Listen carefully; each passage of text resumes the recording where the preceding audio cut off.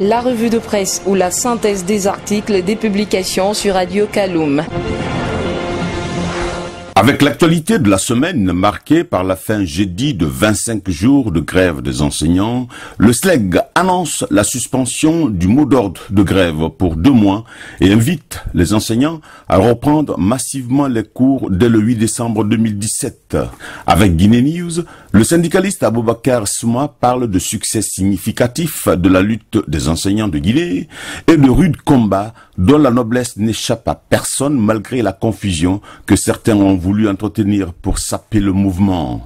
Le SLEG salue la médiation des chefs religieux et personnalités de la société civile.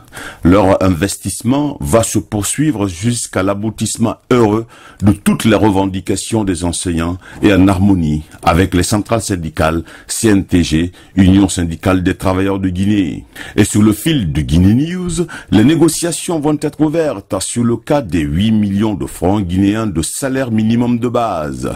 En attendant, écrit notre confrère, sur les 40% exigés, 20% d'augmentation de salaire seront payés à la fin du mois de décembre 2017. Les 20% restants seront perçus au premier trimestre 2018. Pour l'imam de la mosquée Faisal, ce sont des syndicalistes qui ont lâché du lest. Et sur le fil de Guinée7.com, El Haj Mamadou Saliou Kamara déplore la tournure prise par les mouvements et dément tout soutien des religieux à un camp de la crise du secteur éducatif.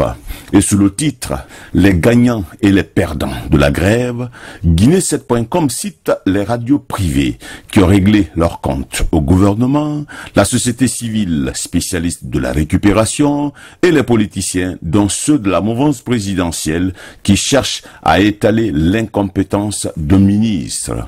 Et avec Guinée News, le secrétaire général du SLEG, Souleymane Sissavane, admet que la démarche entreprise par Aboubakar Souma et ses camarades n'a pas été mauvaise, elle a été bonne et le SLEG n'est pas du tout en guerre. Et puis, au moment où la rareté des produits vivriers ressemble à un calvaire pour les femmes de Kouroussa, Guinée7.com constate que des spécialistes discutent des dépenses publiques dans le secteur agricole. Il s'agit d'améliorer les allocations des ressources publiques en vue d'accompagner la mise en œuvre du plan national d'investissement agricole et de sécurité alimentaire.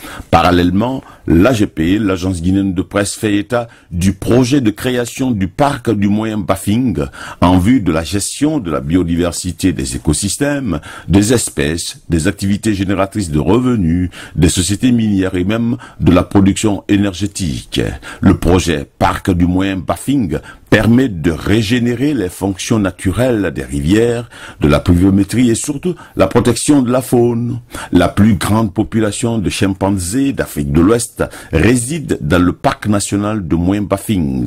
Selon l'AGP, l'agence guinéenne de presse, il est question de freiner désormais le rythme d'érosion de la diversité biologique et la dégradation des écosystèmes. Pour Guinée News, la Guinée évolue vers la création d'un parc national du Bafing. Le sujet n'est pas traité du tout par le site Radio Environnement Guinée, qui évoque d'ailleurs l'initiative solide pour Conakry avec zéro déchet et le pacte international relatif aux droits des êtres humains à l'environnement. De passage, les ministres ont défendu leur budget 2018 à l'Assemblée nationale, écrit Soleil FM Guinée.net, et avec Guinée News et Guinée7.com, le ministre de la Défense se plaint de la réduction de 15% du budget de son département.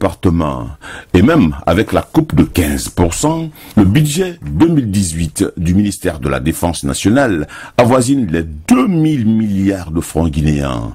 Et sous le fil de Soleil FM Guinée.net, il y a quand même nécessité de défendre les frontières avec le cas des 17 morts dans un conflit autour d'une zone aurifère de Kantédougou-Balandou à la frontière guinéo-malienne. Autre sujet traité par nos confrères, la journée mondiale de lutte contre le sida célébrée le 1er décembre 2017. Avec l'AGP et les autres publications de la place, seulement 35% des 120 000 personnes infectées ont accès au traitement antirétroviral. Pour l'AGP, l'agence guinéenne de presse, la discrimination, c'est une autre épidémie qui tue plus que le sida. Seulement 30% des Guinéens acceptent les personnes vivant avec le VIH-sida. Ces personnes infectés bénéficient d'une faible protection juridique dans un pays où le taux de prévalence nationale est estimé à 1,7%, soit 2,1% chez les femmes contre 1,2% chez les hommes.